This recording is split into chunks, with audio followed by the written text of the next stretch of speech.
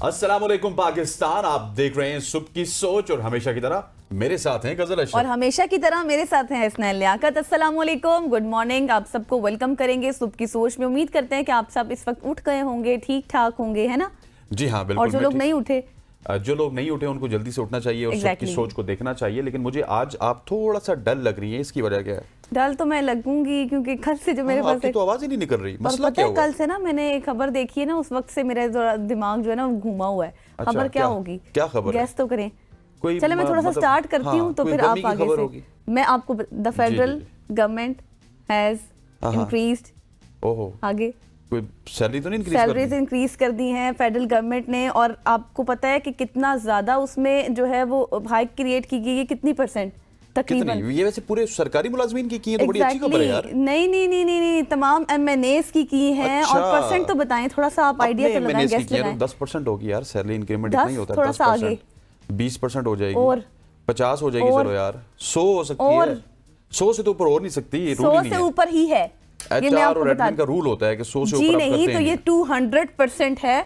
अब आपको लगा कि परेशानी वाली बात है ना, खबर है ना परेशान परेशानी हो वाली जी। तो मैंने भी कल से यही पढ़ा था और कल से ही मैं भी परेशान हूँ क्योंकि 200% जो है ये इंक्रीज कर दी जाएंगी अब सैलरीज तमाम एमएनएस की, सेनेटर्स की भी, और जो स्पीकर हैं, जो चेयरमैन सेनेट हैं, उनकी जो सैलरीज हैं इंक्रीमेंट के बाद कितनी हो जाएगी? तकरीबन 15 लाख तक। 15 लाख। Exactly. बाकी इंसेंटिव्स अलग, पेट्रोल बाकी की इंसेंटिव्स अलग हैं, वो जो कोई आप फिक्र नहीं, घर की कोई फिक्र exactly. नहीं। वो मामलात तो अभी आप साइड पे रखें। और इस हवाले से जो है वो बिल भी अब तकरीबन पास हो जाएगा आज।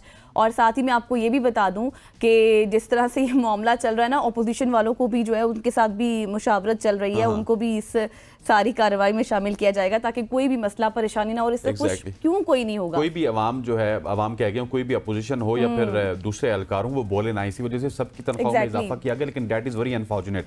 वो जो हम बात करते हैं ना IMF के ऊपर जी, कि IMF वाले आए, उन्होंने हमें सादगी का दर्स दिया है और वो कह रहे हैं कि अपने अखराजात को कम करें। तो यहाँ पे कहाँ पे अखराजात कम हो रहे हैं? जहाँ पे एक मजदूर की तनख्वाह 35 से 40 हज़ार है, वहीं पे आपके MNS की या फिर स्पीकर साहब की तनख्वाह 15 लाख पहुंच जाजाएगी। तो डेट इज वेरी जो आपने मजदूर की सैलरी 40,000 बताई है, ये उससे भी बहुत ज्यादा कम है। 38 तक है, हमने लास्ट टाइम डिस्कस मतलब अगर मजदूर 38 पे गुजारा कर सकता है अकॉर्डिंग टू योर लॉज, तो आप 15 लाख रुपए क्यों ले रहे हैं? और इसके साथ अभी मैं आपको एक और धचका देती हूँ, वो ये है कि मिनिस्टर्स जितने भी हैं उनके भी, और एडवाइजर्स जो हैं उनकी भी सैलरीज बढ़ जाएंगी। साथ ये भी जो है बातचीत चल रही है। तो सबकी सैलरीज बढ़ाएंगे ताकि कोई भी बात ना करे और कोई भी परेशानी ना हो। इसने ये मामला उठा दिया, उसने ये मामला उठा दिया। सैलरीज बढ़ेंगी तो सबकी बढ़ेंगी, वरना किसी की क्या नहीं कहते हैं कि मौज है दरिया में, बैरून दरिया कुछ नहीं। मौज है पाकिस्तानी हुकूमत में, अगर आप हैं तो वहां पे आप मौज कर सकते हैं। बाकी बाहर के हालात आपके सामने, इकोनॉमी के हालात आपके सामने, प्राइवेट इदारों के हालात आपके सामने, मजदूर के हालात आपके सामने। मजदूर हमें ये आप बताते हैं कि वो 38-40 हज़ार पे गुजारा करेगा, लेकिन जो MNA है, जो स्पीकर है, वो 15 लाख रुपए लेगा। तो फिर इस मुल्क में जो दो तबकाती निज़ाम है ना, उसको ही फरोग। ऐसा ही है। और जब हम इकोनॉमी के हवाले से बात करते हैं तो हमें कहा जाता है कि तमाम इंडिकेटर्स जो हैं वो दुरुस्त हैं, लेकिन महंगाई की जो रफ्तार है उसमें कमी है, लेकिन महंगाई में कमी नहीं है। ये हम लोग एक्सपर्ट से भी जान चुके हैं। आगे बढ़ते हैं और अपनी सोशल स्टोरीज का आगाज़ करते हैं। और सबसे पहले आपको एक अच्छी खबर दूंगी। अच्छी क्या दूंगी, बस जो दे दी आपको वही है कि पंजाब के तालीमी निज़ाम में बड़ी तब्दीली की गई है। पंजाब का जो तालीमी निज़ाम है उसमें इनकलाबी तब्दीली करते हुए मैट्रिक के मज़ामीन जो हैं उसमें नए ग्रुप शामिल किए गए हैं। अब तलबा के लिए क्या होगा? हसनैन के एग्रीकल्चर, फिर अलाइड हेल्थ, फिर साइंसेज, इंफॉर्मेशन टेक्नोलॉजी, एंटरप्रेन्योरशिप जैसे मज़ामीन जो हैं वो पढ़ाए जाएंगे। और ये मज़ामीन नए तालीमी साल से मुतारिफ करवाए जा रहे हैं, यानी कि आई थिंक सो मार्च में स्टार्ट किया जाता है, ये नया सेशन होता है। Secretary schools education Punjab Khalid Nazir ने कहा है कि हेल्थ साइंसेज पढ़ाने वाले स्कूल DHQ और THQ अस्पताल के करीब कायम किए जाएंगे और मैट्रिक के इम्तहानात के नंबर 1100 ही रहेंगे और तलबा को नवी जमात के आगाज़ में अपने ग्रुप का इंतखाब करना होगा। वैसे it is a good step, क्योंकि अब वो जो एक होता था ना सिर्फ बायो या फिर कंप्यूटर में बच्चे फंसे रहते थे, अब ये है कि अपने स्किल्स और अपने इंटरेस्ट के लिहाज से तमाम बच्चे जो है वो सब्जेक्ट्स चूज कर सकते हैं। बिल्कुल ऐसे ही। और एक यहाँ पे मैं मुद्दा थोड़ा सा छेड़ना चाहता हूँ। अगर एग्रीकल्चर की आपने बात की है कि एग्रीकल्चर को फरोग देने के लिए उसको सब्जेक्ट के तौर पे शामिल किया जाएगा।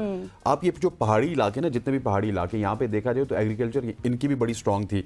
लोग अपनी सब्जी उगाते थे, यहाँ पे फ्रूट्स लगते थे। लेकिन अनफॉर्चुनेटली एक इकदाम ऐसा है जिसकी तरफ गवर्नमेंट शायद तवज्जो नहीं दे रही। अच्छा। जो जंगली सूर होते हैं ना, खंजीर, वो इन इलाकों में बहुत ज़्यादा हैं और वो तमाम तर फसलों को तबाह कर रहे हैं। अनफॉर्चुनेटली पिग्स जिन्हें कहते हैं, अनफॉर्चुनेटली वहाँ की जो इंतज़ामिया है वो इस हवाले से खामोश है और जब भी उनको कुछ कहा जाता है तो वो आंखें बंद कर लेते हैं। तो आपने अगर पंजाब वाली साइड पे इंटरनल पंजाब में या फिर सेंट्रल पंजाब में आपने इस तरह के रिफॉर्म्स करने हैं तो ये वाले भी जो मरी का इलाका ये तो पंजाब में आता है, केपी का थोड़ा सा इलाका है वो केपी में आता है। कम से कम इन इलाकों में भी आपको मुआशी तौर पे अगर लोगों को इस्तेहकाम पहुंचाना है तो ये जो पिग्स है ना इनसे लोगों की जान छुड़ानी होगी ताकि लोग अपनी खेती बाड़ी भी कर सकें। अच्छा जी, अब पंजाब की बात हुई तो हम खैबर पख्तूनख्वा को किस तरह भूल सकते हैं। खैबर पख्तूनख्वा की जानिब से एक बड़ा अच्छा फैसला देखने को मिला। जब से धरने कम हो रहे हैं, एहतजाज कम हो रहे हैं तो केपी से हमें अच्छी खबरें आना शुरू हो चुकी हैं। गवर्नमेंट इस वक्त अपने मामलात को बड़ी खुश उसलूबी के साथ निभा रही है, उनके ऊपर तवज्जो दे रही है। अपना फोकस जब शिफ्ट कर लेगा इंसान वेलफेयर प्रोग्राम्स की तरफ तो जाहिर है फिर वो अच्छे काम ही होंगे। बिल्कुल ऐसी है जी। खैबर पख्तूनख्वा हुकूमत ने अपनी इंश्योरेंस कंपनी बनाने पर गौर कर रही है और जो सेहत कार्ड प्लस समेत दीगर इंश्योरेंस इकदाम के लिए काम करेगी। मशीर खजाना जो कि एडवाइज़र हैं फाइनेंस के मुजम्मल असलम, उन्होंने ऐलान किया है कि सेहत कार्ड प्लस में शफाफियत लाने के लिए बायोमेट्रिक वेरिफिकेशन निज़ाम मुतारिफ करवाया जाएगा जिससे बदउनवानी के इम्कानात में बहुत ज़्यादा कमी हो सकती है। हुकूमत ने गुज़श्ता 9 माह में सेहत कार्ड प्लस प्रोग्राम में 30 अरब रुपए से ज़ायद की रकम जारी की है और ये बहुत ही अच्छा इकदाम है कि हुकूमत के अंडर एक इंश्योरेंस कंपनी होगी, वो फिर सेहत कार्ड को भी देखेगी, डिफरेंट मामलात को भी देखेगी। जब एक इंश्योरेंस कंपनी हुकूमत के अंडर हो जाएगी तो वो फिर जो डिफरेंट वेलफेयर के प्रोजेक्ट्स हैं उनको देखेगी और आम आवाम को भी इससे फायदा पहुंचेगा। जाहिर है जब एक कंपनी इस्टेब्लिश्ड होगी इंश्योरेंस कंपनी तो उससे बहुत सी अपॉर्चुनिटीज भी सामने आएंगी। फिर उसके बाद आपके जो सिटीजन्स हैं उनके लिए सर्विसेज भी प्रोवाइड होंगी। फिर साथ ही साथ अगर हम बात करें तो जो फाइनेंशियल रिस्क होते हैं उनको भी मैनेज किया जाएगा। तो अब देखते हैं कि जब ये कंपनी इस्टेब्लिश हो जाएगी बाकायदे तौर पर तो फिर इसके हवाले से क्या कुछ हमें देखने को मिलता है। आगे भी एक बढ़ते हैं और अच्छी खबर आपको देते हैं और सऊदीया लिए चलते हैं जहां पर हज 2025 के लिए घर से घर तक की पॉलिसी को इंट्रोड्यूस कराया गया। मैं आपको बताती हूँ कि पॉलिसी घर से पिक करेंगे, घर छोड़ेंगे। मैं आपको बताती हूँ इसमें असल है क्या। पाकिस्तानी हुकूमत ने हज 2025 के लिए घर से घर तक के नाम से नई पॉलिसी मुतारिफ करवाने का ऐलान किया है और इस पॉलिसी के तहत 600 नाज़मीन मुकर्रर किए जाएंगे जो हर 150 आज़मीन हज के साथ होंगे, उनको फैसिलिटीज़ देंगे और ये नाज़मीन जो मुकर्रर किए जाएंगे ये आज़मीन को रहनुमाई फराहम करेंगे। यानी कि जो हाजी वहाँ पर मौजूद होंगे, जो हज की ड्यूटीज़ परफॉर्म करेंगे ये उनके साथ होंगे ताकि उनको किसी भी तरह की मुश्किलात का सामना ना हो और उनके रिहायशी इंतज़ामात का भी ख्याल रखेंगे। और सऊदी अरब में मनासिक हज की अदायगी के दौरान मुआवनत भी की जाएगी। वजारत मजहबी उमूर का कहना है कि इस इक़दाम से आज़मीन को ज़्यादा सहूलत मिलेगी और हज के दौरान किसी किस्म की परेशानी का भी सामना नहीं करना पड़ेगा। तो ये थी हज घर से घर तक की पॉलिसी। क्या बात है जी, घर से घर तक की पॉलिसी के तहत आज़मीन हज को इस वक्त फैसिलिटेट किया जा रहा है गवर्नमेंट ऑफ पाकिस्तान की जानिब से और ये अच्छा इक़दाम है। आज़मीन हज वहाँ पे जाएंगे, मुल्क और कौम के लिए दुआएं करेंगे, मुल्क की इकॉनमी के लिए दुआएं करेंगे क्योंकि इस वक्त मुल्क को दुआओं की ज़रूरत है, काम तो हमने करना नहीं है। तो ये जो उनको फैसिलिटी दी जाएगी यकीनी तौर पे शायद गवर्नमेंट के लिए भी उनसे कुछ जो है वो दुआ निकल जाए उनके दिल से। और हमारी आप सबसे जितने भी हाजी वहाँ पर मौजूद हैं उनसे भी ये अपील है कि हमारे मुल्क के लिए और हमारे लिए भी दुआएं करें ताकि हालात बेहतर हो जाएं। बिल्कुल ऐसे जी। आगे बढ़ते हुए एक ऐसा टॉपिक है जो मैंने आपसे डिस्कस भी किया था, हमने इसके ऊपर प्रॉपर सेगमेंट भी किया था यूटिलिटी स्टोर्स के हवाले से। अच्छा, यूटिलिटी स्टोर्स के हवाले से इससे पहले कि मैं एक्चुअल खबर आपको बताऊं, यूटिलिटी स्टोर्स एक ऐसा सब्जेक्ट है जिसमें आज के ज़माने में बहुत ज़्यादा ग्रोथ है। आप देखेंगे डिफरेंट डिपार्टमेंटल स्टोर खुलते हैं, कितने बड़े बड़े फ्लोर्स में वो स्टोर होते हैं और वो अपना बिजनेस बहुत ज़्यादा ग्रो कर रहे हैं। लेकिन अनफॉर्चुनेटली जब हमें यूटिलिटी स्टोर की गवर्नमेंट लेवल पे ज़रूरत है तो government of Pakistan utility stores के ऑपरेशन को बंद करने का सोच रही है। That is very unfortunate. एक ना सिर्फ उनके ऑपरेशंस को बंद किया जाएगा बल्कि जो सासे हैं और प्रॉपर्टी है उसको हुकूमती तहवील में लेने की भी तैयारी कर ली गई है। वफाकी हुकूमत ने सब्सिडी की बंदिश के बाद यूटिलिटी स्टोर्स का ऑपरेशन बंद करने का फैसला किया। इस हवाले से वफाकी हुकूमत ने 7 रुकनी कमेटी तश्कील दी है जो इस अमल को फौरी तौर पर मुकम्मल करके तरीक़ेकार को मुतय्यन करेगी और कमेटी यूटिलिटी स्टोर्स के प्रॉपर्टी और असासों की हिफाजत और मुलाजमीन के जो मुतबादल इंतजामात हैं उनका जायजा लेगी। रमज़ान पैकेज की फराहमी के लिए बेनज़ीर इनकम सपोर्ट के साथ कोऑर्डिनेशन की हिकमत अमली भी तैयार की जाएगी। और वाज़ेह रहे कि वफाकी हुकूमत ने अगस्त 2024 में यूटिलिटी स्टोर्स कॉर्पोरेशन को वज़ीर-ए-आज़म रिलीफ पैकेज के तहत फराहम की जाने वाली सब्सिडी रोक दी थी और मौजूदा हुकूमत ने गुज़श्ता 5 साला निष्कारी प्रोग्राम की फहरिस्त में यूटिलिटी स्टोर्स का नाम शामिल किया था। एक खबर इसमें सिर्फ पॉजिटिव है, वो ये है कि मुलाजमीन को मुतबादल दिया जाएगा, मतलब उनकी ट्रांसफर की जाएगी किसी और महकमे में या फिर क्या किया जाएगा, इसके हवाले से तो 7 रुकनी कमेटी बताएगी। लेकिन गजल, दैट इज वेरी अनफॉर्चुनेट कि एक तरफ आपकी ये इंडस्ट्री ग्रो कर रही है, हाँ। जो प्राइवेट मालिकान हैं वो अयाशी कर रहे हैं कैश एंड कैरी के नाम पे और बड़े बड़े मार्ट्स के नाम पे यहाँ पे बिजनेसेस खुल रहे हैं, और दूसरी तरफ आपकी गवर्नमेंट यूटिलिटी स्टोर्स को बंद कर रही है। इनको बंद करने से बेहतर ये था कि इनको शायद कोई सब्सिडाइज नहीं, लेकिन थर्ड पार्टी के अंडर कर देते। सब्सिडी तो उन्होंने पहले ही बंद कर दी थी ना, हमने खबर भी शेयर की थी। सब्सिडी उन्होंने पहले बंद की, अब 7 रुकनी कमेटी बना दी जो अब देखेगी, इस चीज का तायुन करेगी, उसको बंद करेगी। एग्जैक्टली कि किस तरह से कौन सा ऑपरेशन जो है वो तायुन करेगी कि कौन सा ऑपरेशन अपनाया जाए इसको बंद करने के लिए, क्या क्या रूल्स होने चाहिए, रेगुलेशंस होनी चाहिए। फिर उसके बाद क्या होगा कि अगर ये ऑपरेशन जब कर लेंगे तो उससे मसला ये होगा कि सेल और परचेज बंद हो जाएगी और इफेक्ट होगा मुलाजमीन पर। लेकिन जैसे हसनैन ने कहा कि पॉजिटिव चीज ये है कि मुलाजमीन को उनका मुतबादल दिया जाएगा कि वो कहां पर जॉब। लेकिन यहाँ पे गजल ये है कि आप अगर खुद इदारा नहीं चला सकते और आपको मार्केट का इल्म है कि एक तरफ कैश एंड कैरीज ग्रो हो रहे हैं, तो आप इसको सब्सिडाइज करने के बजाय आप इनको थर्ड पार्टी कॉन्ट्रैक्ट पे दे दें। कम से कम वहां से आपको इतनी इनकम तो हो जाएगी कि आपके पास जो मुलाजमीन हैं उनको आप टेक केयर कर सकते हैं। लोगों की जो यूटिलिटी स्टोर्स में जिन्होंने अपनी उम्रें लगाई हैं उनकी पेंशन्स के हवाले से आप पैसा निकाल सकते हैं, और शायद हो सकता है कि इसमें ग्रोथ में भी इजाफा हो। लेकिन अनफॉर्चुनेटली उस तरफ किसी का ध्यान नहीं जाता, ध्यान इसी तरफ जाता है कि बंद कर दो बस। वही बात है कि जब आप कुछ कर नहीं सकते तो आपको एक ही हल नजर आता है कि इस चीज को बंद कर देना चाहिए। इसका अल्टरनेट नहीं ढूंढते, ये नहीं देखते कि इससे फायदे कितने हो रहे हैं, नुकसान कितने कम हो रहे हैं, और अगर इसकी जगह ये मुतबादल हो जाए, अल्टरनेट हो जाए तो शायद फायदा हो जाए। बट लेट्स सी कि अब क्या होता है। आगे बढ़ते हैं और आपको दिलचस्प सी खबर देते हैं। खबर ये है कि डॉल्फिन्स जो होती है ना, डॉल्फिन्स, उन्होंने बड़ा ही अनोखा, उन्होंने बहुत ही अनोखा सा कारनामा सर अंजाम दिया। बेटी को, बाप को और उनके दोस्तों को शार्क से बचाया है। वाह। जी हाँ, ये हुआ कब और कैसे हुआ ये मैं आपको बताती हूँ। 2004 की बात है जब न्यूजीलैंड के शुमाली साहिल पर एक हैरानकुन वाकया पेश आया था, जहाँ डॉल्फिन्स ने तैराकों को एक शार्क के हमले से बचाया। वो मतलब स्विमिंग कर रहे थे सब लोग, और लाइफ गार्ड रॉब बाउस अपनी 15 साला बेटी और उसके दोस्तों के साथ तैराकी कर रहे थे कि अचानक से ना उनके इर्द गिर्द उन तमाम लोगों के ना डॉल्फिन्स ने सर्कल बना लिया, घेरा बना लिया। तो उनको लगा कि शायद जो है ये हमें खाने वाली हैं या अटैक करने वाली हैं, लेकिन मकसद ये था कि शार्क से बचाना था, उनके हमले से महफूज रखना था। और ये शार्क 3 मीटर लंबी थी लेकिन डॉल्फिन के हमले से दूर चली गई। मारीन का कहना है कि डॉल्फिन्स अपने बच्चों की हिफाजत के लिए अक्सर शार्क पर हमला करती है, और शायद उन्होंने इंसानों को भी खतरे से देखकर ये इकदाम किया है। लेकिन मैं आपको बताऊं कि डॉल्फिन्स के बारे में ये भी कहा जाता है कि ये एक बहुत ही ना इंटेलिजेंट क्रिएचर है जमीन के ऊपर। एग्जैक्टली। और ये खबर तो जिस तरह आपने बताया ना 2004 की है, लेकिन आजकल ये सोशल मीडिया पे वायरल थी।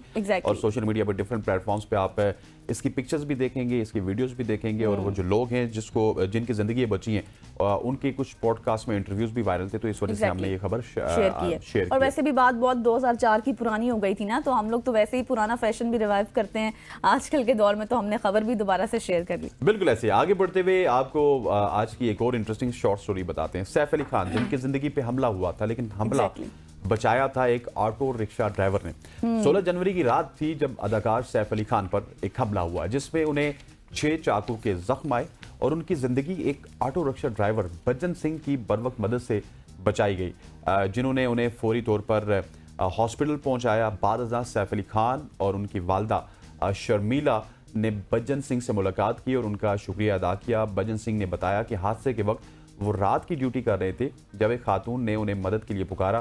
सैफ अली खान के खून से भीगे हुए कपड़े और उनकी हालत देखकर भजन सिंह ने बगैर मुआवजे वो उनको हॉस्पिटल ले गए, और अब वो भजन सिंह इस वक्त टॉक इन टाउन भी हैं, और साथ सैफ अली खान उनका शुक्रिया अदा करने भी गए। और साथ में उनको जो रिक्शा ड्राइवर है उनको मुआवजा भी दिया गया, उनको इनाम भी दिया गया। ये पिक्चर्स इस वक्त आप देख सकते हैं। मजीद इस हवाले से हम पहले वैसे 11 लाख भी दे सकते थे। वैसे मुझे ये रकम बहुत छोटी लगी थी ना, मैंने इसलिए अनाउंसमेंट नहीं की, मुझे बहुत छोटी रकम लगी थी ये कि आपकी जिंदगी उन्होंने बचाई। लेकिन खैर जो भी दिया उन्होंने खुशी से कबूल कर लिया। तो ये खबर हम पहले भी शेयर कर चुके थे, आपको पता होगा, तो इसकी डिटेल्स में आई थिंक नहीं जाना चाहिए। ये 11,000 रुपया दिया, कोई 11वीं का सदका उधर तो भी नहीं होता। क्या पता, तो वो मुसलमान नहीं, क्या पता उनको भी मुसलमान ही है। सॉरी मैं थोड़ा मिक्स कर गया था। ठीक है, एग्जैक्टली, तो कॉन्सेप्ट तो होगा उनका भी। बिल्कुल ऐसे। खवातीन वज़ात, ये था हमारा शॉर्ट स्टोरीज का सेगमेंट। यहाँ पे वक्त हो जाता है एक शॉर्ट सी कमर्शियल ब्रेक का। उसके बाद आपको बालाई इलाकों में ले चलेंगे और वहाँ पे आपको बताएंगे कि बालाई इलाकों में क्या कुछ चल रहा है। बर्फबारी के साथ रोड और राब्ता सड़कें बहाल हैं नहीं है, इस हवाले से बात करेंगे। स्टे विद अस। नाज़रीन, अब हम मुल्क भर में सर्दी की शिद्दत के हवाले से बात करेंगे, जहाँ पे सर्दी की शिद्दत में इजाफा देखने को मिल रहा है और बालाई इलाकों में बर्फबारी का खूबसूरत नज़ारा भी, जहाँ पे हर तरफ सफ़ेद चादर बिछी हुई है। खैबर पख्तूनख्वा, गिलगित बल्तिस्तान, आज़ाद कश्मीर और शमाली बलोचिस्तान में बारिश और बर्फबारी के बायस न सिर्फ सर्दी में इजाफा हुआ बल्कि मकामी आबादी को मुश्किलात का सामना भी करना पड़ रहा है। आज के सेगमेंट में हम आपको मुख्तलिफ इलाकों के मौसम की सूरत हाल भी बताएंगे, बर्फबारी के मनाजिर और वहाँ के लोगों की मुश्किलात के बारे में भी अपडेट करेंगे। और उसके बाद हमारे साथ मौजूद होंगे सरदार सरफराज साहब, जो कि चीफ बैठे हैं। और सरदार साहब बारिशें करवा नहीं रहे, इस वजह से हम जो है ना थोड़ा सा फंबल भी हो जाते हैं। सरदार साहब को जब भी हम लिया ना तो सरदार साहब से उम्मीद लगाते। लेकिन सरदार साहब पे जाने से पहले मैं जरा आपको बालाकोट लिए चलता हूँ, जहाँ पे फरीद चौधरी साहब हमारे साथ मौजूद हैं। फरीद, बताइएगा बालाकोट के क्या कुछ हालात हैं? बालाकोट एंट्री पॉइंट है शोगरान, नारान, कागान के लिए, और इर्द गिर्द के क्या हालात हैं? लोग कितने ज़्यादा परेशान हैं? जी, मैं इस वक्त मौजूद हूँ बालाकोट में, और बालाकोट और उसके मुज़ाफ़ात पहाड़ी मकामात जिनमें नारान, कागान, झील सैफ मलूक, बाबूसर टॉप और शारान के इलाकों में काफ़ी मकदार में बर्फ़बारी हुई है। और बर्फ़बारी के बाद गुज़श्ता रोज़ बर्फ़बारी थमते ही जो सियाती इलाके हैं, बिलखसूस शोगरान, वहाँ पर स्यों की बड़ी तादाद वहाँ पर पहुँच गई और स्यों ने जो बर्फ़ वहाँ पर पड़ी हुई थी उससे गोले बनाकर खूब लुत्फ़अंदोज़ हुए। इसके अलावा वहाँ पर स्यों ने स्कीटिंग, घुड़सवारी और शोगरान से सिरी पाए तक का भी पैदल सफ़र जो है वो स्नोफॉल में तय किया। जबकि हालिया बारिशों से मैदानी इलाकों में जो खुशकसाली सी उसमें कमी आई हुई है, और उस कमी के बाद जो है किसान बड़े खुश दिखाई देते हैं कि इन बारिशों से उनकी जो फसलें हैं उनको अच्छा तासर मिलेगा। ताहम महकमा मौसमियात की हालिया एक रिपोर्ट के मुताबिक पाकिस्तान में इस साल मौसमियाती तब्दीली के बाद कम मकदार में बारिशें हुई हैं और बर्फ़बारी भी जो हो रही है वो कम मकदार में हो रही है, जो नीचे तक नहीं आई। जबकि ये 7 और 8 हज़ार फुट से ऊपर जो पहाड़ी मकामात हैं वहाँ तक बर्फ़बारी हुई है, और पहाड़ी मकामात पर वक्फे से बर्फ़बारी का सिलसिला जो है वो जारी है। जबकि आपको ये बताते चलें कि इस साल मौसमियाती तब्दीली की वजह से जो मैदानी इलाके हैं जिनमें सिंध और बलूचिस्तान और पंजाब, वहाँ पर 45% कम बारिशें देखने में आई हैं। जबकि मौसमियात की एक हालिया रिपोर्ट के मुताबिक इन मैदानी इलाकों में जो खड़ी फसलें हैं उनको इस साल जो उनकी मकदार में कमी वाक़या होने का इम्कान है और 40% कम बारिशें तवक्को से कम हुई हैं।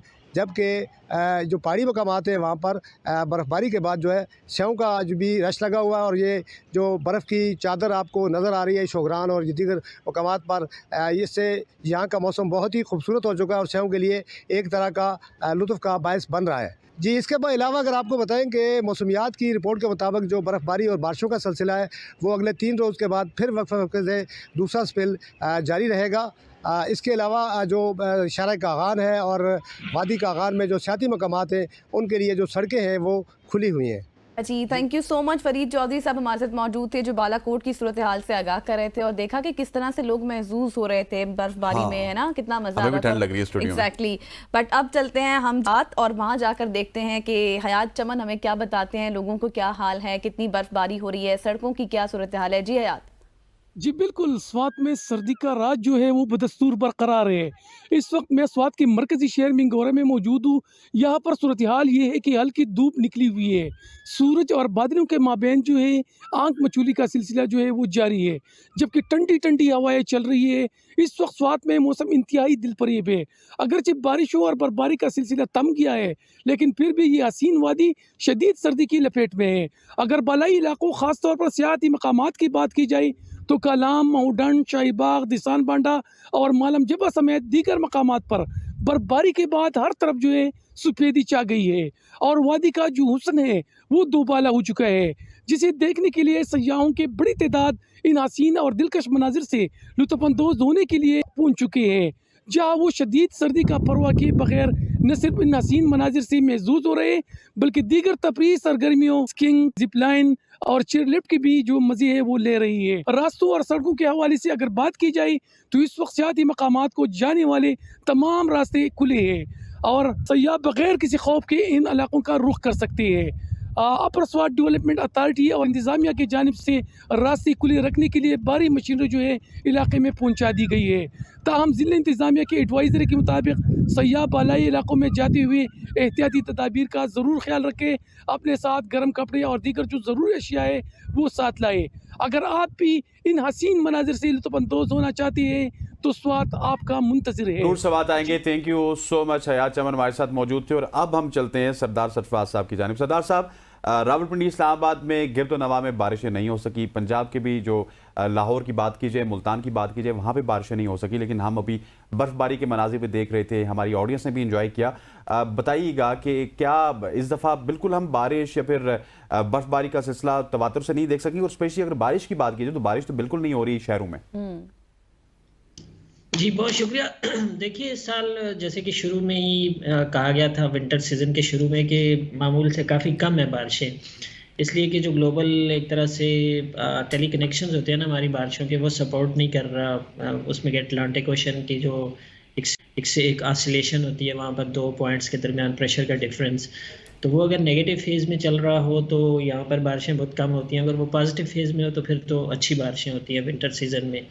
और उसी के बायस ज़ाहिर है कि इस दफ़ा कम बारिशें। अगले 3 महीने की भी आपने अगर फोरकास्ट देखी हो, जनवरी तो अब तकरीबन ख़त्म होने को है, यानी मार्च के एंड तक भी सिनेरियो इसी तरह का है कि मामूल से काफ़ी कम बारिशें। और फिर अगर देखा जाए पिछले सितंबर से लेके अब तक 4 साढ़े 4 महीनों में कोई -45 से -50% इतनी कम बारिशें, यानी सिंध में तो 52% लेस देन एवरेज। इसी तरह से बलूचिस्तान में 45%, और पूरे मुल्क का अगर आप लें तो वो भी 40 to 50%, 40 to 45% कम हुई है मामूल से। तो इसी वजह से जैसे उन्होंने जिक्र किया, आपके रिपोर्टर ने, ड्राउट की एडवाइजरी भी हमारे डिपार्टमेंट ने इशू की है कि अगर अगले 3-4 महीने में मज़ीद कोई ऐसी अच्छी बारिशें नहीं होती तो फिर ड्राउट सिचुएशन अभी जो माइल्ड है वो आगे चलकर मॉडरेट उसमें चली जाएगी और ज़्यादा एग्रेवेट हो सकती है। तो ओवर अच्छा, ये फिर आपने पूछा था, तो अगला स्पेल जो है वो इस महीने के आखिर में मुतवक्के है एक, लेकिन वो भी शुमाली इलाकों तक ही महदूद है। लेकिन ऐसे दिखाई देता है कि अगर कंडीशन फेवरेबल रही तो हो सकता है सेंट्रल पंजाब यानी लाहौर के गिरदोनवा में भी और इर्द गिर्द कोई हल्की फुल्की बारिश उसके नतीजे में हो सकती है। 31 जनवरी को, 1 फरवरी को, ये दो दिन होंगे उसमें। और वो स्पेल अलबत्ता शुमाली इलाकों के लिए अच्छा दिखाई देता है, यानी केपी और गिलगित बल्तिस्तान और कश्मीर और इस्लामाबाद और गिरदनवा जो खित्ता पोटफार है, झेलम सियालकोट तक, वहाँ तक अच्छी बारिश उसके नतीजे में दिखाई देती है अगर प्रोवाइडेड के कंडीशंस फेवरेबल रहती हैं आखिर तक। चलिए सरफराज साहब, होप फॉर द बेस्ट की बारिशें हो जाएं, क्योंकि आपको पता है कि खुश्क सर्दी बहुत ज़्यादा है और फिर इससे बीमारियां भी बहुत ज़्यादा जन्म ले रही हैं, वायरल इन्फेक्शंस हो रहे हैं। Thank you so much for joining अस। जिस तरह से आप बात कर रहे थे कि ओवरऑल कम है, लेकिन उम्मीद की जा सकती है कि हो जाए। बिल्कुल ऐसे उम्मीद की जा सकती है हो जाए, और उम्मीद करते हैं कि बारिशें होंगी तो तभी बीमारी जाएगी। शो अब हम बात करेंगे मुल्क की सियासत की, जहाँ पे पाकिस्तान पीपल्स पार्टी और मुस्लिम लीग नून के दरमियान बढ़ती हुई खलीज जुडिशल कमीशन के क़याम पर पाकिस्तान तहरीक इंसाफ का सख्त मौक़िफ़ और अरकान पार्लियामेंट की तनख्वाहों में मुमकिन इजाफा, ये तमाम तर मामलात सियासत के मैदान को गर्म कर रहे हैं और मामलात के असरात ना सिर्फ अवामी मसाइल बल्कि सियासी इत्तेहादियों पर भी मुरतब हो सकते हैं। जी हाँ, इसी तमाम सूरत हाल पर बात करने के लिए हमें ज्वाइन किया है फारूक आदिल साहब ने, सीनियर एनालिस्ट हैं। लेकिन फारूक साहब, वेलकम टू सुबह की सोच। मैं इस सारी सूरत हाल पर सवाल करने से पहले आपसे ये जानना चाहूँगी, कल एक निजी टीवी के प्रोग्राम में हमने देखा फिर से लड़ाई हुई, पहले आप वो देख लें फिर इसके ऊपर बात करेंगे। सिर्फ और सिर्फ किरदार उसका नहीं है, उस गंजे का किरदार नहीं है जो भगौड़ा भाग गया कबूल से। इमरान खान डटा रहा, खड़ा रहा, भागा नहीं है। कौन है टेरियन? बताओ कौन? आप बताओ। आप तो सकरी है, मरियम है। मरियम कैसे न जाए? जैसे तुम बकवास कर रहे हो। बताओ कैसे? ठीक है, बात करो। बताओ कैसे? एक मिनट प्लीज ऐसे ना करें, प्लीज ऐसे ना करें।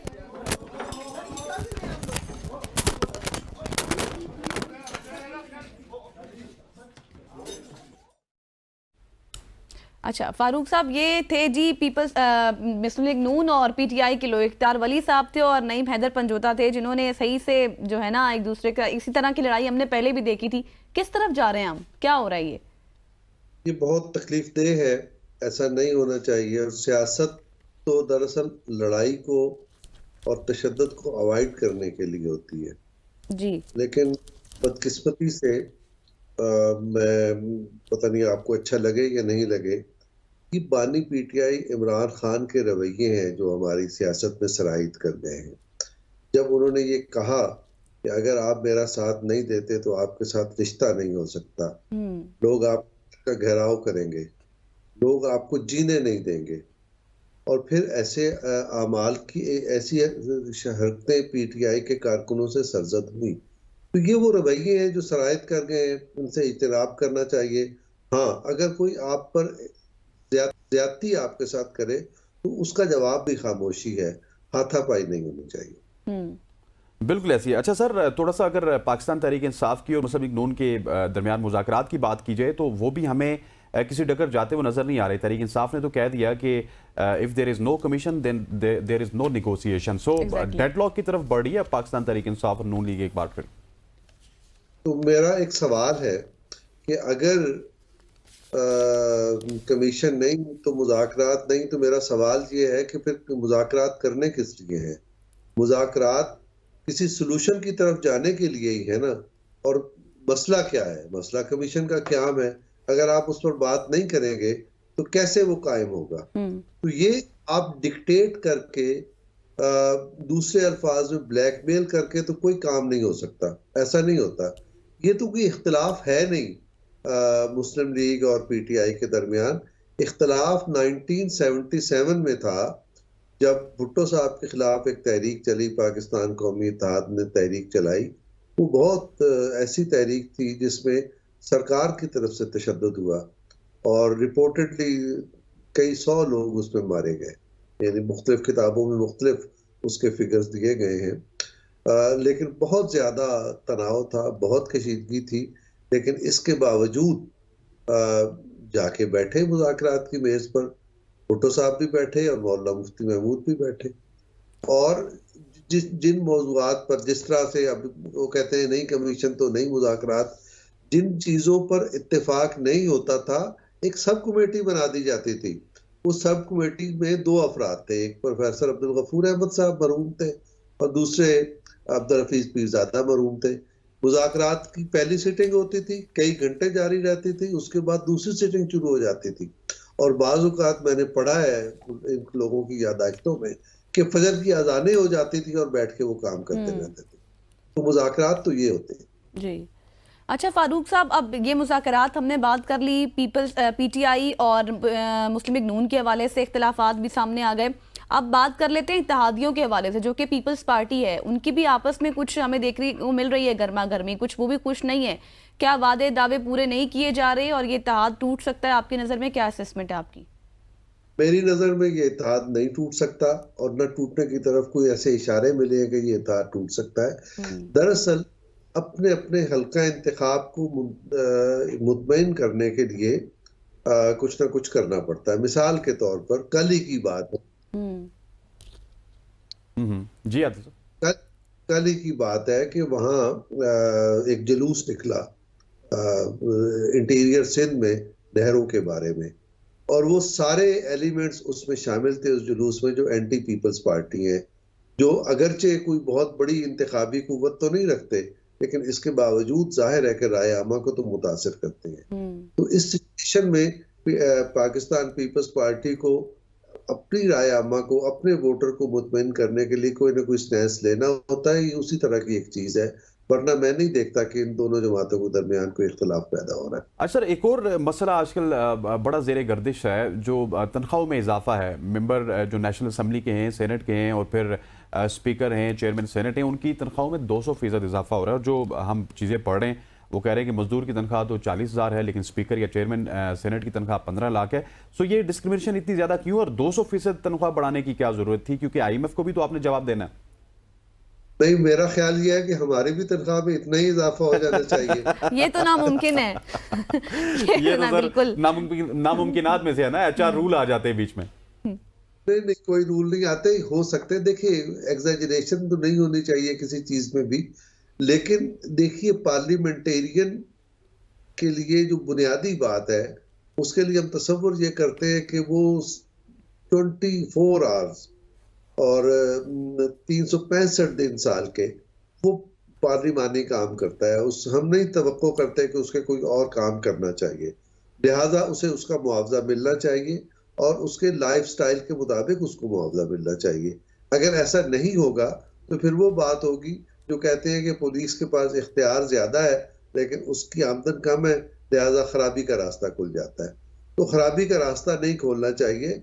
पार्लियामेंटेरियन इस मुल्क के बहुत अहम शहरी हैं, बहुत अहम जिम्मेदारी और खिदमत अंजाम दे रहे हैं, जी। उनको मुआवजा मिलना चाहिए और बहुत अच्छा मुआवजा मिलना चाहिए, लेकिन इतनी ज्यादा फर्क भी नहीं होना चाहिए एक आम आदमी और इनके दरमियान। एग्जैक्टली और आपको पता है कि बाकी इंसेंटिव्स तो वो पीछे रह गए, अभी तो सिर्फ ये पेस की बात हो रही थी। Thank you so much for joining अस। फारूक आदिल साहब हमारे साथ मौजूद थे, सीनियर एनालिस्ट, और तमाम तर बात थे उन पर वन बाय वन उन्होंने गुफ्तगू की है, चाहे वो तनख्वाहों का मामला हो, पीपल्स पार्टी हो, पीटीआई हो, नून लीग हो, मुज़ाकरात हो। तो ये हमारे पास वक्त कम था लेकिन पूछना बहुत कुछ था, बिल्कुल ऐसा ही है। तो यहाँ पर वक्त एक ब्रेक का और न्यूज़ ब्रेक है ये, और उसके बाद दोबारा हाजिर होंगे, क्रिकेट के हवाले से बात करेंगे। Stay with us. Welcome back after the break. और क्रिकेट के मैदान में जहां पाकिस्तान ने चैंपियंस ट्रॉफी 2025 की मेजबानी के लिए एक अहम कदम उठाया है, वहीं पर भारत के बीसीसीआई की जानिब से जो जर्सीज होती हैं उसके ऊपर पाकिस्तान के नाम ना छपवाने की इत्तलात एक नया तनाज़ा खड़ा कर दिया है। लेकिन आईसीसी ने तमाम अफवाहों को दूर करते हुए ये कहा है कि तमाम टीमों को उनके उसूलों पर अमल करना होगा। चैंपियंस ट्रॉफी की मेजबानी और भारत के तमाम मैचेस न्यूट्रल वेन्यू पर खेलने के फैसले ने दोनों ममालिक के दरमियान क्रिकेट के जो ताल्लुकात थे उस पर एक नई बहस को भी जन्म दे दिया है। इस तमाम सूरत हाल पर हम बात करेंगे। बिल्कुल ऐसी इसके अलावा एक और बड़ी सूरत हाल है जिसके ऊपर हमने बात करी है कि चैंपियंस ट्रॉफी में पाकिस्तान का स्क्वाड अभी तक नहीं आया, बाकी 7 के 7 टीम्स का स्क्वाड आ चुका है। हमारे साथ मौजूद है सीनियर स्पोर्ट्स जर्नलिस्ट जनाब शोएब जट साहब। जट साहब, सबसे पहले आपको खुशामदीद की मॉर्निंग। ये बताइएगा कि इससे पहले कि हम तनाज़ात की बात करें चैंपियंस ट्रॉफी के हवाले से, वो तो भरपूर हैं, लेकिन हमारे स्क्वाड का ऐलान नहीं हो रहा। हम किस चीज़ का इंतजार कर रहे हैं? मुझे याद है कि इससे पहले तो हम सबसे पहले स्क्वाड का अनाउंसमेंट भी कर देते थे और फिर उसके साथ साथ 2 दिन पहले टीम भी अनाउंस कर देते थे, लेकिन अब अनफॉर्चुनेटली पाकिस्तान सबसे पीछे है। बस मसला ये है कि समझ नहीं आ रही कि करें तो करें क्या, कौन सी ड्रिप लगाएं, कौन से टीके लगाएं, कौन सा प्लस्तर करवाएं, कौन सी रॉडें डाल दें कि साइम अयूब जो है वो द फ्लैश की तरह जो है ना, वो बचपन में आप देखते होंगे मूवी होती थी द फ्लैश, तो द फ्लैश की तरह जो है वो आए और आके जो है वो छा जाए। भाई क्या हो गया है? पूरी दुनिया में ऐसा होता है, उनके टॉप क्लास क्रिकेटर बाहर हो जाते हैं। उधर पैट कमिंस जो है उसके ऊपर जो है वो सवालिया निशान है उसकी फिटनेस को लेके, उधर जनूबी अफ्रीका का नोरकिया बाहर हो गया। तो ये तो अमूमी होता है क्रिकेट में, पार्ट एंड पार्सल है क्रिकेट में। आप पता नहीं किस बात का इंतजार कर रहे हैं, क्यों इतना लंबा कर रहे हैं? भाई अगर आपने इंतजार ही करना है तो अनाउंस करने में आपको क्या है, लिख दीजिएगा सब्जेक्ट टू फिटनेस। ठीक है, वहां इंडिया का भी तो यही मसला है ना, उसका जसप्रीत बुमराह का। तो जब आपका स्क्वाड मुकम्मल हो जाएगा, अगर आपको क्लीन शीट मिल जाएगी तो उसको खिला लीजिएगा, नहीं मिलेगी तो उसकी जगह रिप्लेसमेंट कर दीजिएगा। एक साइम अयूब की वजह से रोकना, अगर ये वजह है तो फिर तो ये बहुत ही जो है ना बेवकूफा वाली वजह है, इसमें कहीं कभी अक्लमंदी नहीं है।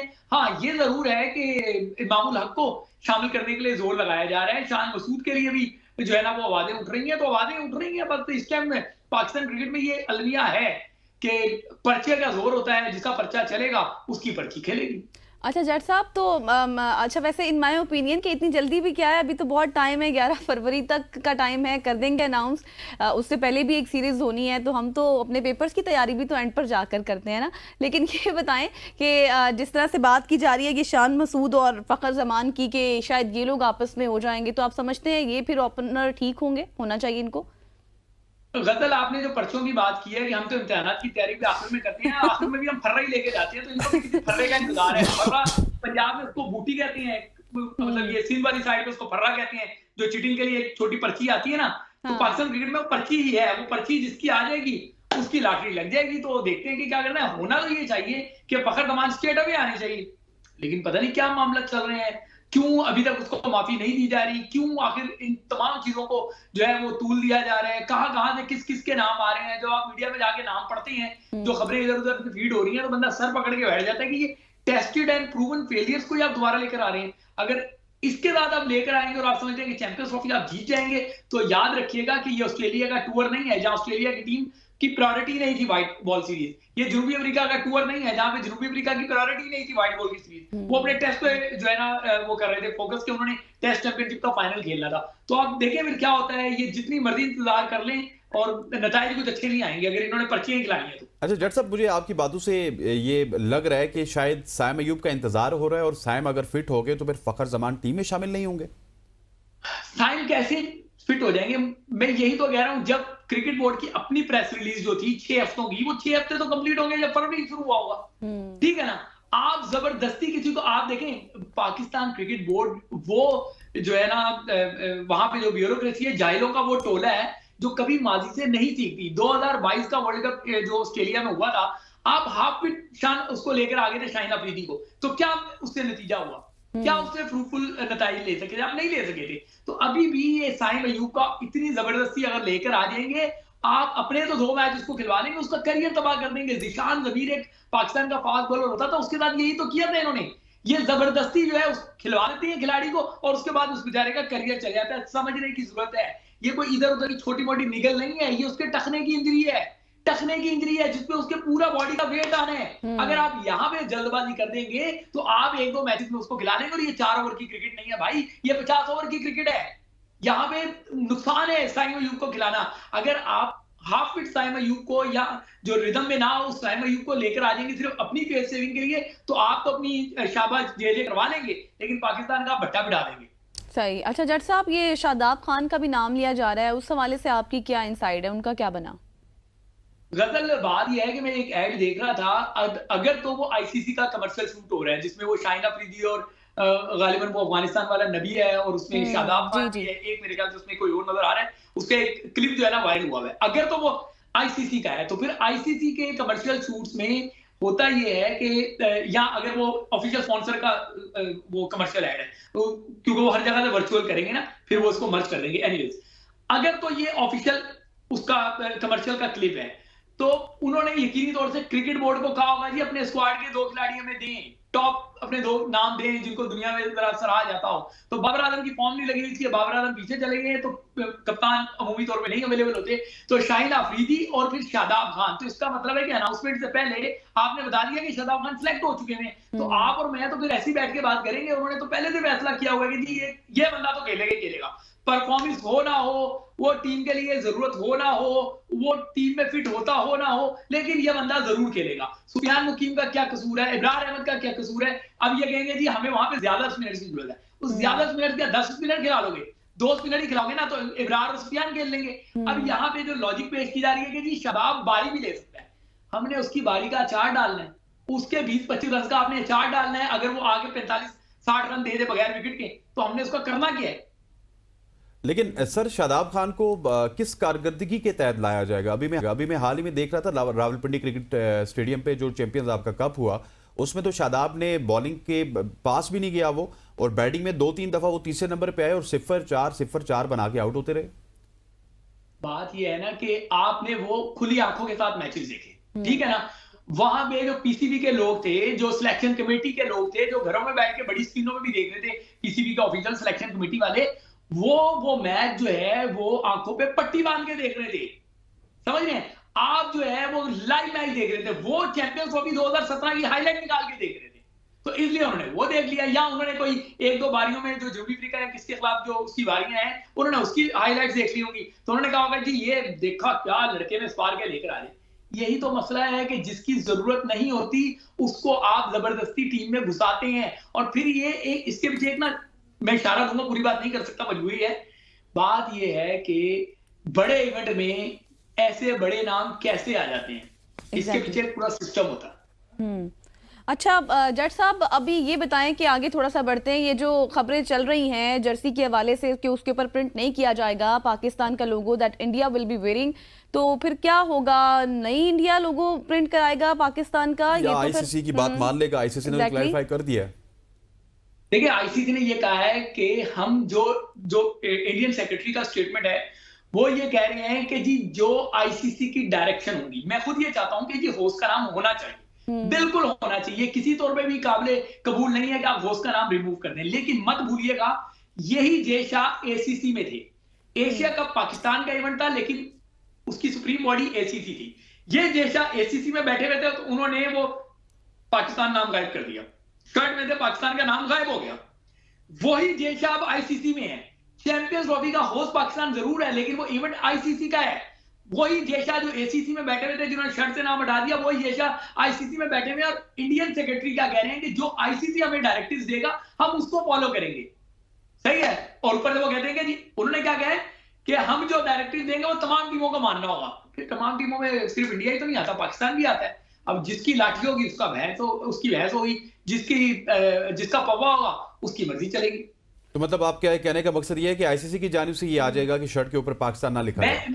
मैं ये समझता हूँ, अगर माजी को मैं देखूं, माजी के डॉट्स को कनेक्ट करूं तो ऐसा लगता है कि बीसीसीआई में के जेशा ने जो एसीसी में सियासत की थी वो यहाँ पे अपना घोटाला दोबारा से करेंगे, मुझे ऐसा लगता है। लेकिन मेरी दुआ है कि ऐसा ना हो, होना यही चाहिए कि पाकिस्तान होस्ट है, उसका नाम होना चाहिए। ठीक है, उसी तरीके से जैसे पाकिस्तान 2023 वर्ल्ड कप इंडिया गया था तो पाकिस्तान ने इंडिया के नाम वाली लोगो वाली शर्ट पहनी थी। लेकिन जट साहब फिर ऐसे देखें ना, आप बात तो ठीक कर रहे हैं लेकिन फिर वजूद को एक्सेप्ट नहीं कर रहे ना पाकिस्तान के वो लोग। कोई रेप्रीमांड करने वाला नहीं है कि कैसे एक कंट्री जो है ये चीज, पहले आपने ठीक है रिफ्यूज किया पाकिस्तान आने से, फिर रोहित शर्मा वाला मामला हुआ, अब ये मामला, तो फिर तो कोई पूछ ही नहीं रहा कि कैसे ही कंट्री एक दूसरी कंट्री के साथ ऐसे कर सकती है।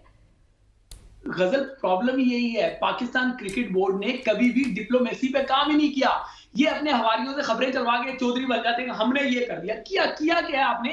आए ना, प्रेस कॉन्फ्रेंस करें, आंखों में आंखें डाल के बात करें, ऑफिशियल स्टेटमेंट दें। क्यों नहीं देते ऑफिशियल स्टेटमेंट? क्यों नहीं मजम्मत इन्होंने किया? क्यों नहीं कंडेम किया कि जी दुबई इंडिया क्यों नहीं पाकिस्तान आ रहे हैं? इन्होंने कोई स्टेटमेंट नहीं दी, बात सफाइयों में दे रहे हैं, अपने हवारियों से खबरें चला रहे हैं कि पाकिस्तान क्रिकेट बोर्ड का सख्त मौका, Pakistan cricket board trophy Gilgit लेकर चला जाएगा। आप लेके चलेंगे गिलगित? और जी इंडिया को हर सूरत में पाकिस्तान आना पड़ेगा। आपने ले लिया, इंडिया को पाकिस्तान आ गया, अब आपने शर्ट की बात कर रही है। उधर इंडियन मीडिया एक स्टेप आगे चल रहा है, वो कह रहे हैं शर्ट को छोड़ो। बात ये है कि जो ओपनिंग सेरेमनी होनी है, जो ट्रॉफी के साथ तमाम कप्तानों का जो है वो फोटो होना है, जो ओपनिंग प्रेजर होनी है तमाम कप्तानों को लेके, आईसीसी वर्ल्ड कप में भी करता है, तो वो भी वो कह रहे हैं कि दुबई होगी। अब वो कह रहे हैं, इतलात ये है कि बीसीसीआई डिमांड कर रहा है कि दुबई में होगी।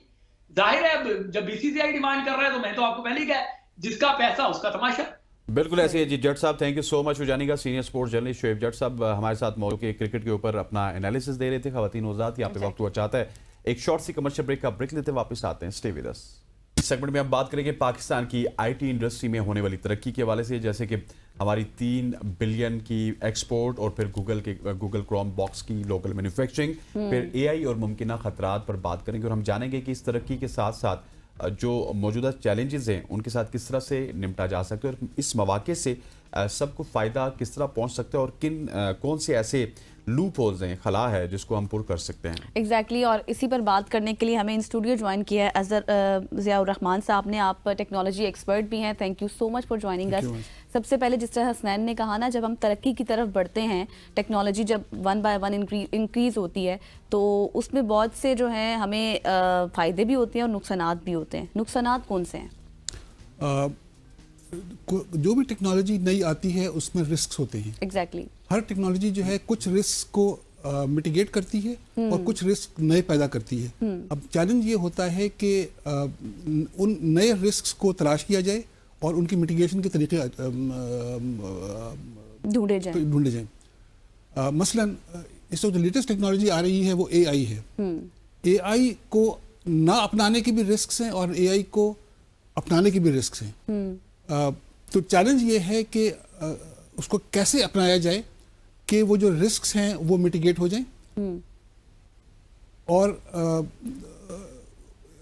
इस सिलसिले में हम लोग ये काम कर रहे हैं कि हम लोग देख रहे हैं कि एथिक्स क्या है एआई की, क्योंकि एआई में एथिक्स का बहुत मसला है, बहुत फुकदान है। तो एआई एथिक्स को हम लोगों ने आइडेंटिफाई किया है और उनको मिटिगेट करने का हम लोग मेरी जो अगली किताब है वो इसी पे है कि एआई एथिक्स क्या हैं और एआई एथिक्स किसी एक सिस्टम या एक इदारे के एआई एथिक्स का लेवल मेजर कैसे किया जाए और उनको मिटिगेट कैसे किया जाए। सर ये आपकी बुक भी मैं देख रहा हूँ, गवर्नेंस ऑफ टेक्नोलॉजीज, और ये मेरे ख्याल यूके में शाया हुई, यूके में शाया हुई है और माशाल्लाह से हमारे पाकिस्तानी ऑथर हैं। ये आपकी बुक भी है। सर गवर्नेंस ऑफ टेक्नोलॉजीज की पाकिस्तान में भी बहुत ज़्यादा ज़रूरत है, लेकिन हम गवर्नेंस में जाने के बजाय कभी नेट बंद कर देते हैं, कभी वीपीएन लगाना पड़ता है। हम क्यों इस सिस्टम से इतना ज़्यादा दूर हैं, हालांकि हमारे पास आप जैसे माइंड भी मौजूद हैं? तो गवर्नेंस हर जगह कमज़ोर है, उसकी कई वजह हैं, पॉलिटिकल वजह भी हैं, उसकी लैक ऑफ एक्सपर्टीज भी है। चाइना में भी स्ट्रांग है वहाँ पे, और यही वजह उनकी तरक्की की है। अब जिन जिन मुल्कों को देखें जहाँ पे गवर्नेंस स्ट्रांग है उन्होंने तरक्की ज़्यादा की है। अब मलेशिया को देखें, इतने दिनों से वो लोग एक ही लीडरशिप है, कंटिन्यूटी की वजह से उनकी गवर्नेंस स्ट्रांग है और उनकी तरक्की की है। गवर्नेंस ऑफ टेक्नोलॉजीज जो है, this is a new field ये मैंने इजाद किया है ये field. This is not governance of IT, this is governance of technologies. मकसद ये है कि एक किसी भी इदारे में कम से कम 20-25 टेक्नोलॉजीज एक वक्त में इस्तेमाल हो रही होती हैं। अब उनको अगर आप साइलोज में इस्तेमाल करेंगे तो उनसे वो फायदा हासिल नहीं होगा जो कि उनको उनकी सिनर्जीज के साथ इस्तेमाल करना हो। तो गवर्नेंस ऑफ टेक्नोलॉजीज का मकसद यही है कि आपकी जो जितनी भी टेक्नोलॉजी आपके इदारे में है उनको उनकी सिनर्जीज को इस्तेमाल करते हुए इस्तेमाल किया जाए। तब उनसे मैं कंसल्टेंट था Dubai electricity and water authority का। वो लोग हर टेक्नोलॉजी जो आप इमेजिन कर सकते हैं इस्तेमाल करते हैं, मगर उनका मसला यही था कि वो साइलोज में इस्तेमाल कर रहे थे। तो मैंने उनको मशवरा दिया कि इसको आप सिनर्जीज इस्तेमाल करें और उसकी वजह से उनको बड़ा फ़ायदा हुआ। उनके कई खर्चे कम हो गए और उनके लोगों ने उनकी यूटिलाइजेशन ऑफ टेक्नोलॉजी बेहतर हो गई। अच्छा अजहर साहब, जिस तरह इससे पहले आप बात कर रहे थे कि आपकी एक और किताब आने वाली है एथिक्स के ऊपर, जो एआई के एथिक्स हैं, आप क्या समझते हैं अब एआई का जिस तरह से हम देखते हैं बढ़ता हुआ रुझान तो है, हर फील्ड में एआई को इस्तेमाल किया जा रहा है, और फिर आपने ये बात भी की कि रिस्क भी होते हैं बहुत ज़्यादा, शायद उसमें सबसे बड़ा रिस्क हमारा सिक्योरिटी का भी होगा बहुत ज़्यादा। आप क्या समझते हैं बेसिक एथिक्स क्या होने चाहिए? देखिए एआई से जब हम बात करते हैं तो उसके दो हिस्से होते हैं, किसी भी एआई सिस्टम के दो हिस्से हैं, एक जो डेटा और एक जो एल्गोरिथम। दोनों में रिस्क है कि आप किस डेटा पे बेस करके अपने डिसीजन ले रहे हैं। वो डेटा जो है वो किसने जमा किया है और किन पैरामीटर्स पे जमा किया है। मसलन अगर आप के इंसान को पहचान रहे हैं तो वो डेटा सिर्फ कालों के बारे में है, सिर्फ गोरों के बारे में है, अच्छा। या सिर्फ अफ्रीका के लोगों के बारे में, या सिर्फ मलेशिया के लोगों के बारे में, या सिर्फ चाइनीज के बारे में। तो जिस तरह का डेटा होगा उसी तरह का वो काम करेगा। तो जो एथिक्स हैं वो ये है कि डेटा जो हो वो यूनिफॉर्म हो, उसमें कोई बायस ना हो। ठीक है। दूसरा एस्पेक्ट है एल्गोरिदम का कि किस तरह से फैसला होगा उस डेटा की बेसिस के ऊपर।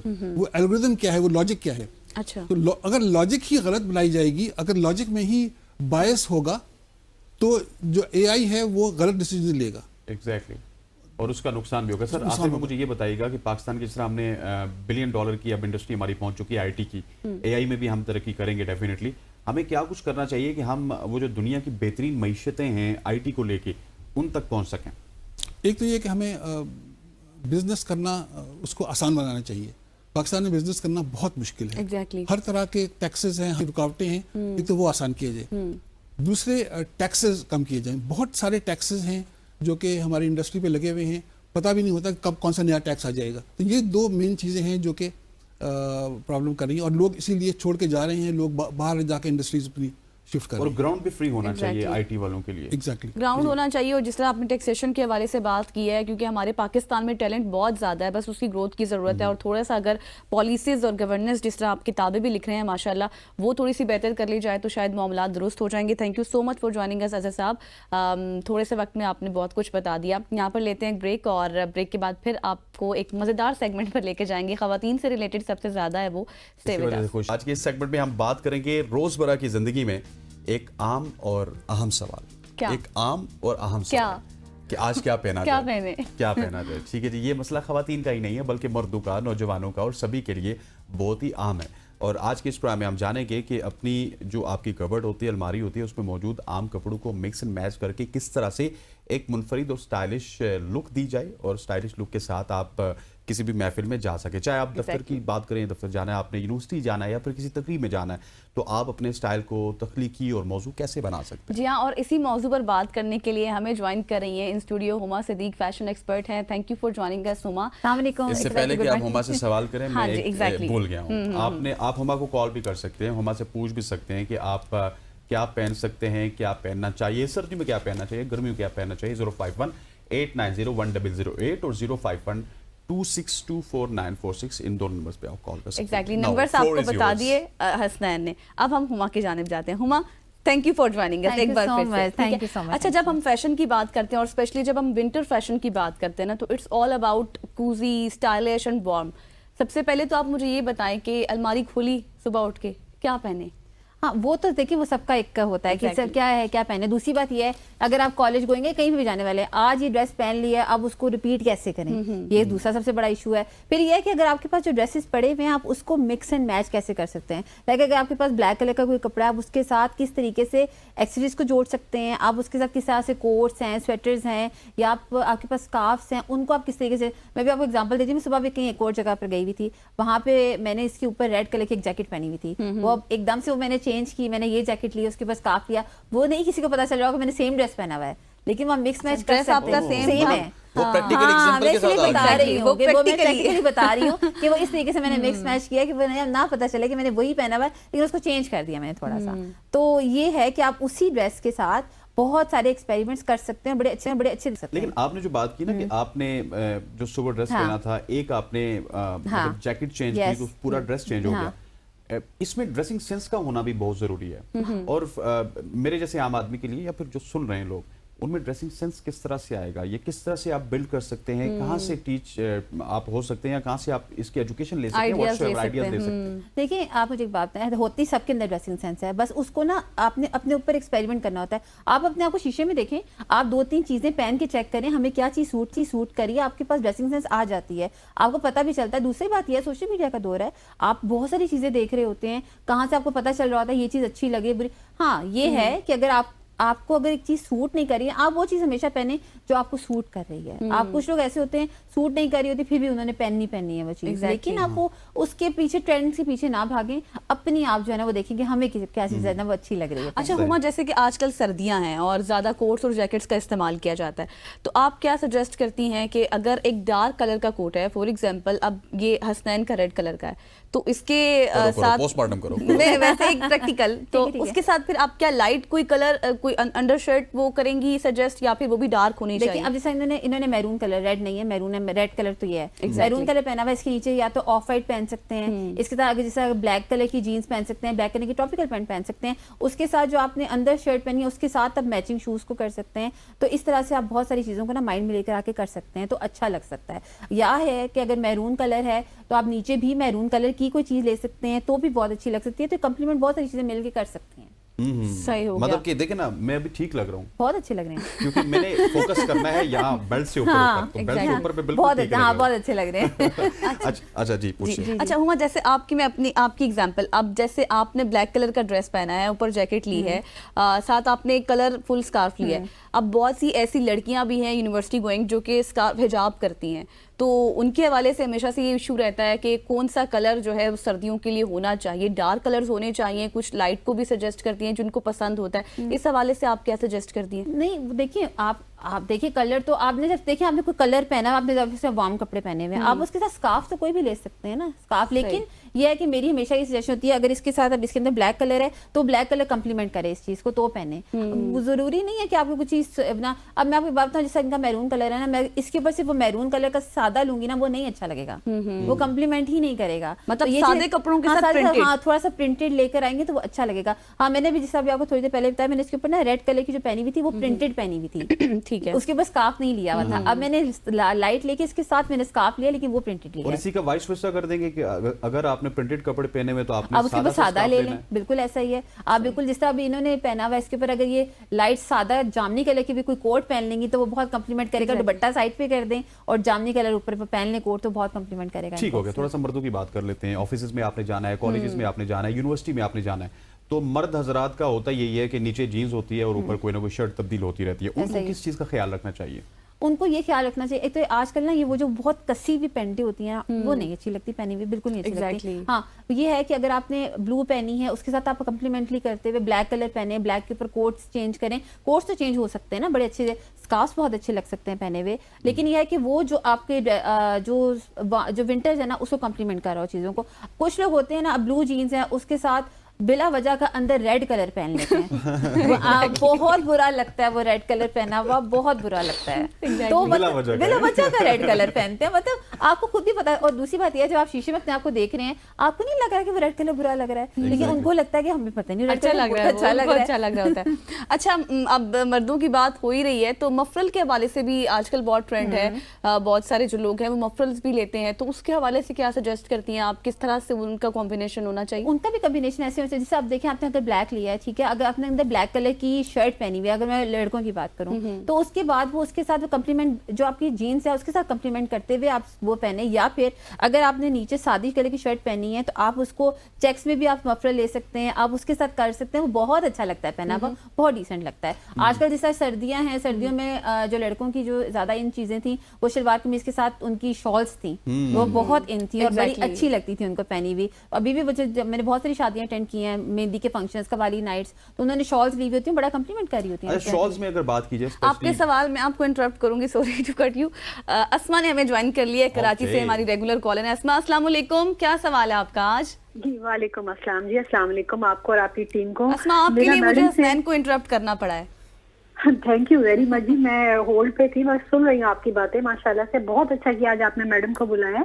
मैंने एक सवाल इम्पोर्टेंट पूछना है मैडम से कि प्लीज ये बताएं कि ये आजकल लड़कियों में ये जो ट्रेंड था कुछ अर्सा पहले, जो टाइट्स चल रही थी लॉन्ग कमीजों के साथ, वो आजकल इन है या आउट ऑफ फैशन है?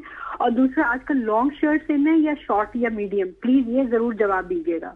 चले ठीक है अस्मा। अच्छा, लॉन्ग शर्ट्स वापस इन हो चुकी हुई हैं और लॉन्ग शर्ट्स के साथ आज के क्यूलॉट्स खासतौर पर भी पैसे गर्मियों में थे, अब नहीं है, अब क्योंकि वो थोड़ा सा वार्म वाला है। लेकिन क्यूलॉट्स भी वो शॉर्ट जो नहीं होते, जो काफ्तान होते हैं उसके साथ क्यूलॉट्स इन है। दूसरी बात है शॉर्ट्स, लंबी लंबी शर्ट्स आ चुकी हुई हैं, उसके साथ बहुत अच्छा कम्प्लीमेंट करते हैं, सर्दियों में तो बहुत अच्छी करती हैं। उसके अलावा दूसरा इनका जो सवाल था वो ये था, दूसरी लॉन्ग फ्रॉक्स बहुत ज्यादा इन थे, आजकल वेलवेट्स की फ्रॉक्स जो है सर्दियों में कितनी वो लॉन्ग लेंथ में जा रहे हैं, तो ये सारा कुछ इन है। आगे सर्दियों में भी यही चीज इन होनी है, लॉन्ग शर्ट्स वाली। शॉर्ट शर्ट्स मीडियम लेंथ रह चुकी है लेकिन बहुत शॉर्ट नहीं है। शॉर्ट। अच्छा, इसमा के सवाल को भी मैं थोड़ा सा इलेबोरेट करना चाहूंगा, फिर शॉल्स के ऊपर आऊंगा कि आजकल मैं मर्दों में देख रहा हूँ कि जिस तरह आपने वो टाइट पैंट की बात की थी, लूज पैंट की बात की थी, किसी जमाने में बैगी पैंट का स्टाइल होता था। अच्छा, आज सारे स्टाइल ही चल रहे हैं। इसी तरह खवातीन में भी होता है कि वो सारे स्टाइल आज के सिनेरियो में चल ही रहे होते हैं, किसी ने कोई ओल्ड फैशन नहीं है, कुछ भी नहीं है। नहीं, ओल्ड फैशन तो कुछ भी नहीं है ना, सब कुछ ही चल रहा है आजकल। अगर आप इनको भी पता होगा कि आजकल जो वो आई हुई है जीन्स आई हुई है, वो क्यूलाइट्स टाइप की आई हुई है, खुली जीन्स आई हुई है, तो वो पहले भी था फैशन। अब कुछ लोग हैं पुराना फैशन दोबारा आ रहा है ना। अभी लॉन्ग शर्ट्स 2-3 साल पहले का फैशन था, लेकिन वो दोबारा इन हो चुका है। लेकिन अब जिस तरह काफ्तान है, ये वैसे तो बाहर का फैशन है, सऊदीया दुबई का, लेकिन वो पाकिस्तान में इतना इन है कि इस बार आप हर जो है रील्स भी खोलेंगे तो आपको काफ्तान नजर आ रहे होंगे। पूरी सर्दियां जो है वेलवेट के काफ्तान और वो सब कुछ इन रहा है इस वक्त। मतलब कि वो जो फैशन डिजाइनर भी हैं वो उसी को एक्सपेरिमेंट करते करते चीजों को मिक्स मैच करके, लेकिन आती वही चीज वापस। अच्छा, इससे पहले कि गजल सवाल करें, सवाल इनका रेडी है शॉल्स के हवाले से। मैं देखता हूँ कि जो मर्दों की शॉल्स हैं वो या तो ब्लैक ज्यादा चलती है या फिर व्हाइट ज्यादा चलती है। इसके अलावा क्या कुछ कलर्स हैं? क्योंकि मैं अपनी बात करूं तो मुझे व्हाइट एंड ब्लैक के अलावा कोई ज्यादा डिसेंट कलर नहीं लगता। ब्राउन कलर बहुत अच्छा लगता है, स्किन कलर डिसेंट नहीं लगते, लेकिन कौन से ऐसे डिसेंट कलर हैं? देखें, नहीं, अगर आप मुझे बात, अगर आपने इस कलर का सूट पहना हुआ है, शलवार कमीज पहनी हुई है, इसके ऊपर अगर आप ब्लू कलर की शॉल लेते हैं, इतना वो कम्प्लीमेंट करती है और बहुत अच्छी लगती है लीवी। तो बहुत सारे ऐसे कॉम्बिनेशंस हैं। ब्लू कलर की शॉल है, मैरून कलर की, लेकिन उसके अंदर ना डिजाइनिंग के साथ है, कुछ के साथ वो कढ़ाई हुई भी होती है, वो बहुत कम्प्लीमेंट करती है। वो आपके शायद माइंडसेट में है कि इसके अलावा अच्छी नहीं लगेगी, लेकिन शायद आप पता है क्यों माइंडसेट में खर्चा हो जाता है। हाँ, ये बात है। तो क्या वो जो ब्लैक और व्हाइट कलर में खर्चा नहीं होगा? एक ही दफा की है तो अब दोबारा तो कोई बात नहीं कह रहा, वो और 2-4 कर लें वो और खर्चा हो जाएगा। अच्छा हुमा, मुझे ये बताएं कि अब हमने ड्रेसेस के हवाले से तो बात कर ली, थोड़ी एक्सेसरीज के हवाले से भी बात कर लेते हैं। अगर आपने एक सादा ड्रेस पहना है, लाइक जैसे आपने पहना है, तो इसके साथ आपकी क्या जो इयररिंग्स हैं वो होने चाहिए, छोटे होने चाहिए, किस तरह की आपकी? अच्छा, अगर मैं अपनी बात करूँ तो अगर मैंने बिल्कुल सादा पहना हुआ है, ऊपर से ये चीजें नहीं ली हुई, तो मैं फिर कोशिश ये करूंगी कि मेरा जो नेकलेस है ना वो मल्टी कलर का नेकलेस हो और वो यहाँ तक हो, उसके साथ टॉप्स छोटे हों और वो हो, 7 एक्सेसरीज आपने जो मर्जी पहनी हुई है। या फिर अगर आपने कांटे बड़े पहने हुए हैं, यहाँ तक इयररिंग्स लंबे पहने हुए हैं, तो फिर आप वो ना पहने, चोकर पहन ले हल्का सा गले में जो आपको कम्प्लीमेंट कर रहा हो, तो वो इस तरीके से आप स्टाइलिंग करते हैं। सही। तो फिर अगर कलर के हवाले से अगर हम देखें, लाइक जैसे मैंने अभी ऑरेंज कलर पहना हुआ है, तो इसके साथ फिर अक्सर लोगों को मैंने देखा है कि वो इसी कलर की ज्वेलरी पसंद करते हैं। नहीं, वो कम्प्लीमेंट नहीं करती। अगर आपने पहना हुआ है तो इसके अंदर है, या तो आप बेशक वो जो व्हाइट कलर है वो पहने, या फिर आपने जो जामनी कलर बीच में रखा हुआ है ना, आप उसको इसके साथ स्टाइलिंग करें, तो वो कम्प्लीमेंट करेंगी दोनों चीजें। अब इसके साथ ऑरेंज पहन लेंगी ना तो वो आंखों को अच्छा नहीं लगेगा। हाँ। वो फिर वो चीज अच्छी आएगी मतलब ये कोई अच्छा ट्रेंड नहीं है कि जो पहना है बस नहीं, कभी डिफरेंट। अगर मैं आपको एक बात बताऊं, कुछ शौक होता है अगर शादी पे ग्रीन कलर पहना है तो आंखों के ऊपर ग्रीन कलर की आई शैडोज लगा लेते हैं वो बहुत बुरा लगता है। मतलब वो आप ना, अगर आपने ग्रीन कलर पहना है, आप उसके साथ ब्राउन कलर की आई शर्ट्स करें, लाइट कलर करें, उसके साथ गोल्डिश के अंदर जाएं, लेकिन ये नहीं कि ग्रीन के साथ ग्रीन ही आई शेडो लगाना है, और ग्रीन अगर आपने पहना हुआ है तो आपने वो इतने इतने ब्लश ऑन भर भर के लगा लेने हैं। एग्जैक्टली, बुरे लगते हैं। उमा, आपसे बात करके बहुत अच्छा लगा। पता ही नहीं चला टाइम ये चाह रहे थे कि आपसे थोड़ा सा और वक्त मिल जाता, लेकिन ऊपर वाले कह रहे हैं कि जल्दी से प्रोग्राम को क्लोज किया जाए। खवातीन हज़रात, ये थे हमारी आज का सुबह की सोच। डिफरेंट सेगमेंट्स हमने किए और लास्ट सेगमेंट हम उम्मीद करते हैं कि आपको ज़रूर पसंद आया होगा। मुझे, गज़ल को और हमारी पूरी प्रोडक्शन टीम को इजाज़त दीजिए। अल्लाह हाफ़िज़। अल्लाह हाफ़िज़।